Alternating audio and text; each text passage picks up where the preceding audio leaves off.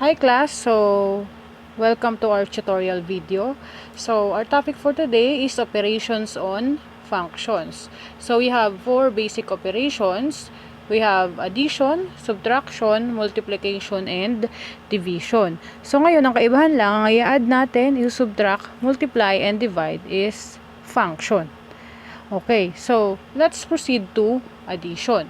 So in addition, let f and g be the function. So we have f plus g of x is equal to f of x plus g of x. So proceed na agad tayo sa example. So for example, we have given function. So our functions are f of x equals 3x plus 4. And then we have g of x equals x minus 3. So the question is, or we will find the f plus g of x. So kapag nakita natin na find f plus g of x, of course, that is addition. Kita nyo naman yung operation, plus. So find f plus g of x. So f plus g of x means f of x plus g of x. I-add lang natin yung dalawang function, f and g. Again, class, hindi naman laging f saka g ang function. Pwedeng iba-ibang letter ang gamitin or variables. So, f plus g of x equals f of x plus g of x. It means, isa-substitute lang natin yung value ni f of x. So, si f of x ay 3x plus 4. So, papalitan lang natin to ng 3x plus 4. So, equals 3x plus 4. Plus, i-add natin si g of x. So, our g of x is x minus 3. So, copy lang natin. X minus 3. And then, co-combine lang natin yung like terms. When we say like terms, pareho sila ng variable, ng exponent, or parehong constant. So, si 3x at si x ay pareho ang variable, which is x. And then, ang exponent nila is 1, invisible 1. So, they are like terms. Si 3x and si x. So, i-add natin yan. 3x plus x. So, kapag x, di ba alam natin na meron yung invisible na 1. So, it means 3 plus 1 equals 4. And then, copy lang natin yung variable sa addition. Next, ano pa yung like terms natin? Since napagsama na natin si 3 and si x, si 3x saka si x, next is si 4 and 3. Like terms sila. Bakit? They are both constant. It means wala silang variable, walang x or y. So, 4 plus negative 3. So, parang 4 minus 3 equals 1. So, 4 plus negative 3 is positive 1. So, plus 1. So, hindi na natin sila pwedeng i-combine kasi hindi sila like terms. 4x plus 1. May x, ito wala. So, this is the final answer. So, 4x plus 1. Okay, so let's proceed to subtraction. So, in subtraction, we have f minus g of x is equal to f of x minus g of x. Okay. So, same example yung gagamitin natin. I mean, same given yung gagamitin natin. Si f of x natin at si g of x. Again, we will find f minus g of x. So, solution, f minus g of x. Ang ibig sabihin yan, subtraction. So, we have f of x minus g of x. F minus g of x means f of x minus g of x. Again, same given tayo. Ang f of x natin is si 3x plus 4. So, palitan lang natin. 3x plus 4. And then, minus. Ang g of x natin ay x minus 3. X minus 3. So, class, sa subtraction, ifa-follow natin yung subtraction ng integers or yung mag-change ng sign si subtrahen. So, si subtrahen is si g of x, yung mina-minus. So, ngayon, gagamitin natin ng parenthesis sa pag-substitute ni x minus 3. So, ang g of x natin is x minus 3. So, minus, ito. And then, ilagay natin si x minus 3. X minus 3. Again, kapag subtraction, gamitan ng parenthesis si subtrahen or yung g of x. Kasi mag-change ka ng sign. 3x plus 4, copy lang natin. Sa subtraction kasi, change the sign of the subtrahen and then proceed to addition. Or in short, para mas madali, nakaparenthesis ka naman, i-distribute mo lang tong negative. Negative times positive. We have negative x. And then, negative, multiplication to ha pag nag-distribute. Negative times negative, we have positive. So, positive 3. So, plus 3. And then, saka mo na i-combine yung like terms. Parang sa addition na. Sinong like terms? Si 3x saka si x. So, pagsamahin natin sila. 3x minus yan. X. Di ba may 1 yan na invisible? So, 3 minus 1 is 2. And then, copy lang si x. Next, combine naman natin si 4. 4 plus ang susundin yung operation yung katabi ng number ha. 4 plus 3. So, we have 7. So, plus 7. So, the final answer is 2x plus 7. Okay? Okay, so before we proceed to multiplication, let's have another example sa addition and subtraction. So, given f of x equals x squared plus 2x minus 2, and then we have g of x equals 3x plus 1. So, find f plus g of x. Pangalawa, f minus g of x. So, lagyan natin to ng a, and then this is the b. So, hanapin silang dalawa. Again, this is addition, this is subtraction. So, dito natin una yung letter a. We will find f plus g of x. Ito yung ating given na dalawang functions. Equals, so f plus g of x means f of x plus g of x. So, f plus g of x equals, substitute lang natin yung given ng f of x. F of x ay x squared plus 2x plus 2. So, x squared plus 2x plus 2 plus. Lagay naman natin yung value ni g of x. So, si g of x ay 3x plus 1.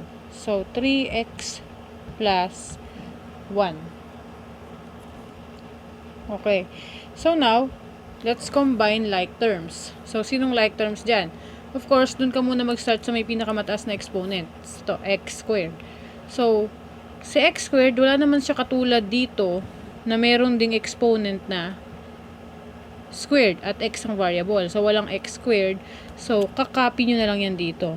X squared. Next, we have 2x and 3x. Like term sila. Pareho silang naka-x. So, i-add lang natin yung number. 2 plus 3 is 5.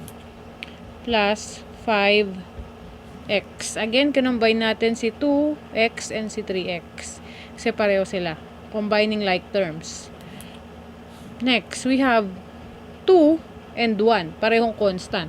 So, 2 plus 1 equals, this is 2 minus, ayan, kamali lang nasulat, x squared plus 2x minus 2. So, x squared plus 2x minus 2. Okay. So, again, x squared, walang katulad, so x squared lang. And then, 2x plus 3x, we have 5x. Ito na tayo. Negative 2 plus positive 1. we have negative 1. Again, kung di pa kabisado yung mga integers, pakiaral or para sure, pwede nyo naman i-check ng calculator.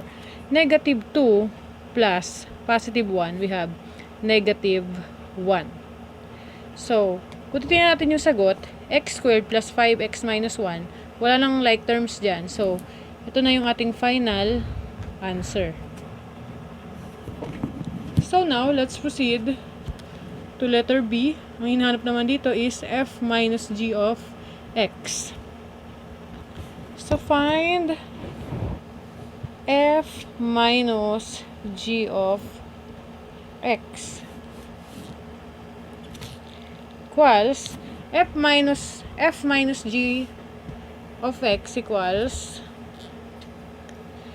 ibig sabihin yan is f of x minus g of x. F of x minus g of x. So, combine lang natin, substitute lang natin yung value ni f of x, which is x squared, ito, plus 2x minus 2, plus 2x minus 2. And then, minus, again, subtrahin, kapag subtraction, gagamit tayo ng parenthesis. Minus g of x, ang value ni g of x ay 3x plus 1. So, 3x plus 1, parenthesis. Kasi, sa subtraction, i-distribute natin tong minus dito, sa dalawang number. So, copy mo lang muna yung una, x squared plus 2x minus 2. And then, i-distribute natin to. Minus, pero ang totoong process na ito, change the sign of the subtrahend. Pero, para mas madali, distribute lang to. Negative, kasi ito positive 3x yan, diba? So, magiging negative 3x.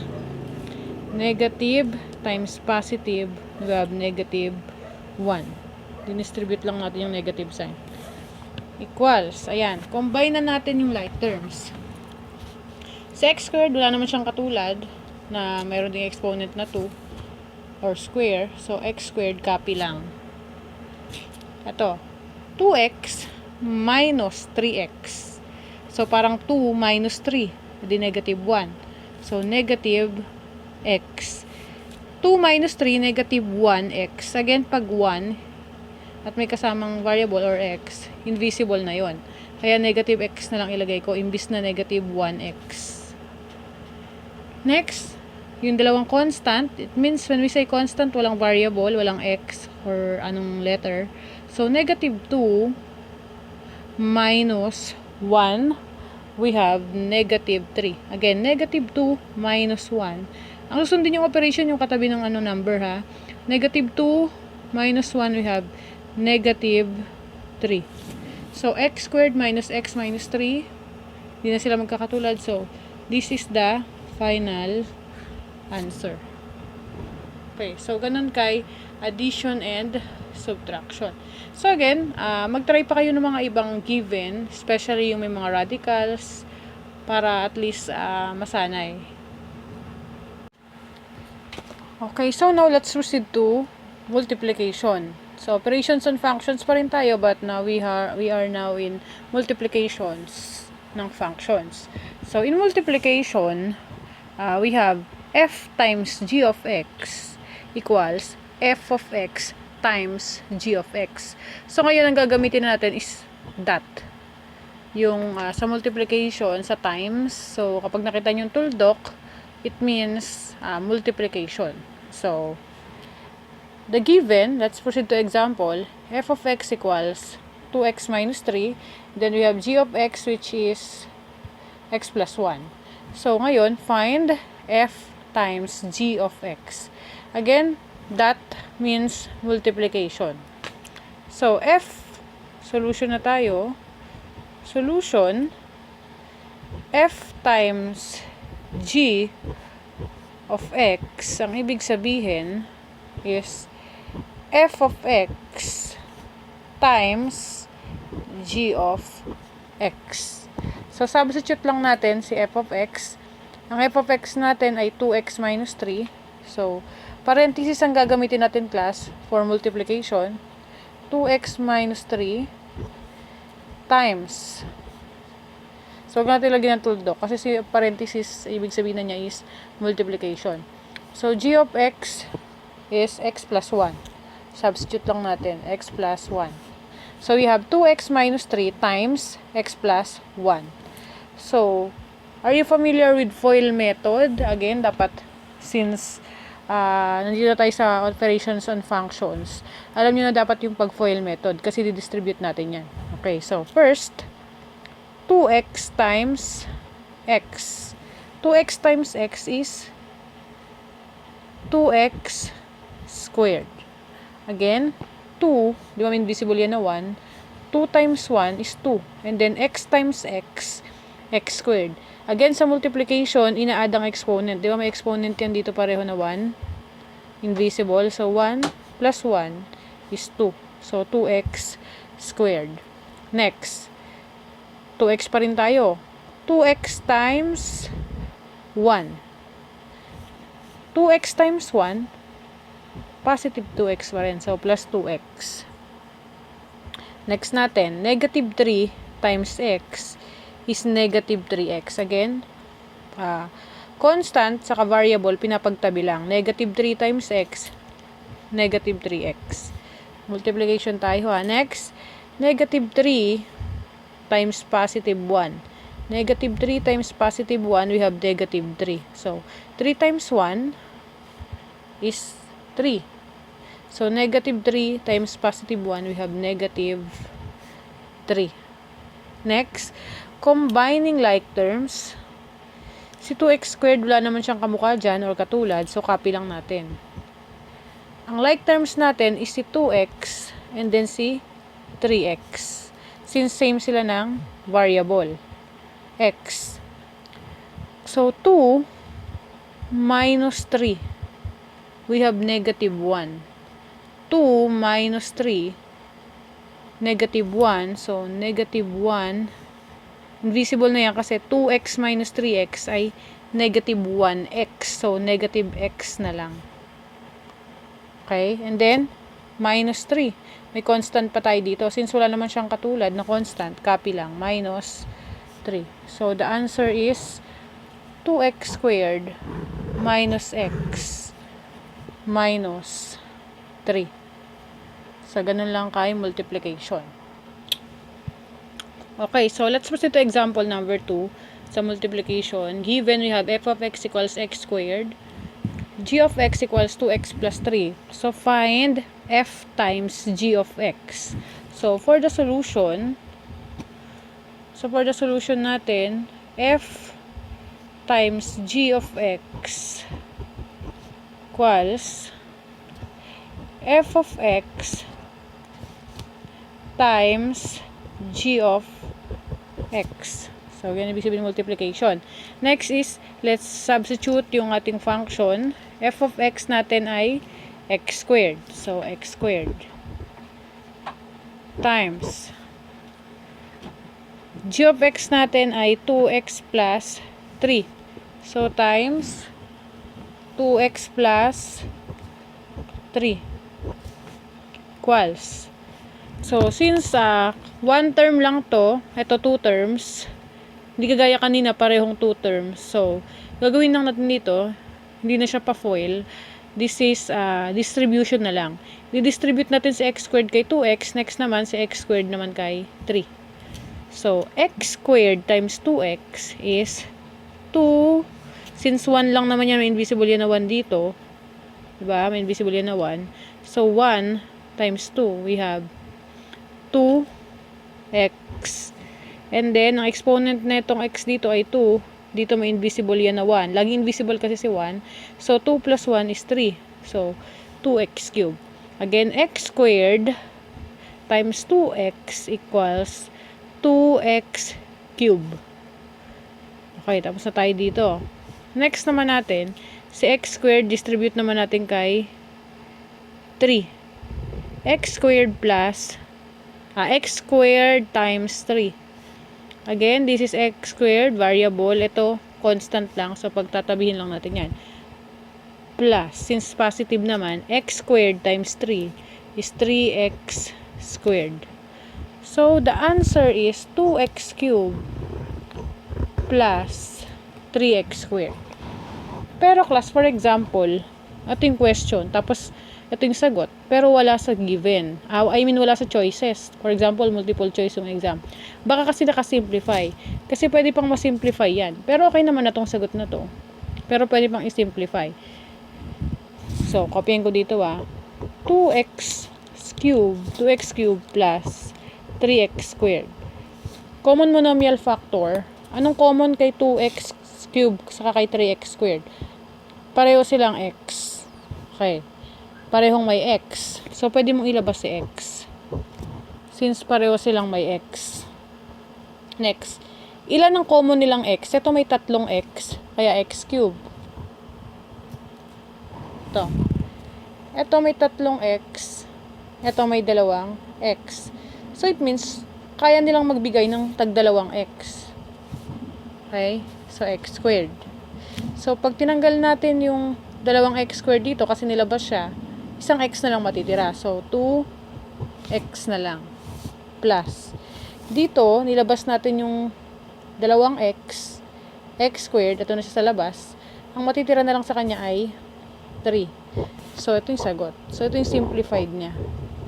X squared times 2x plus 3. Common monomial factor.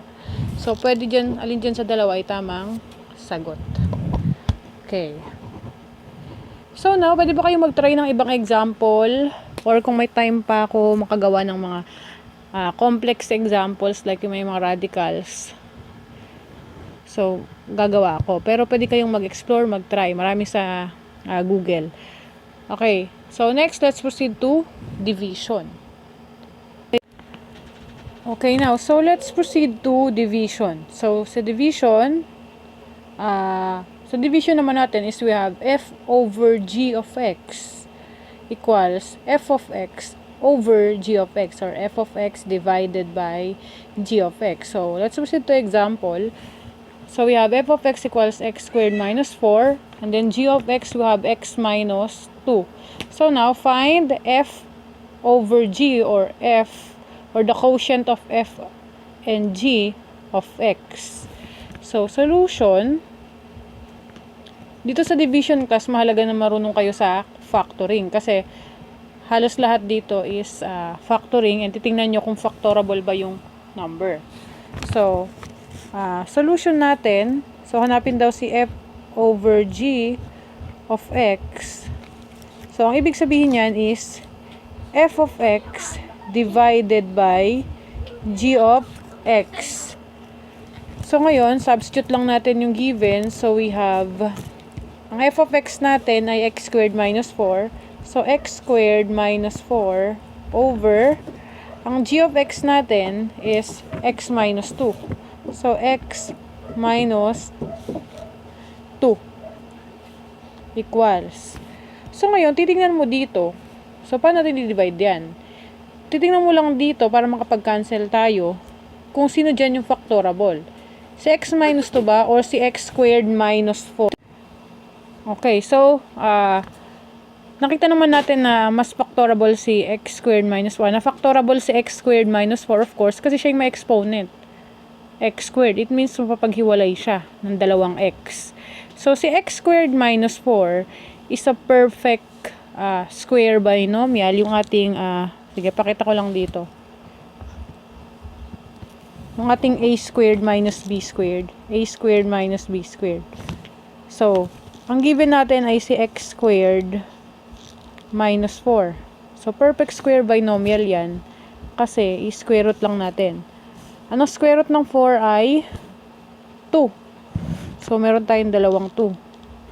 Square root ng 4. Next, x squared. So, since 2x yan, paghiwalayin lang natin, x saka x. And then, ang sign niyan, we have negative and positive. Or minus and plus.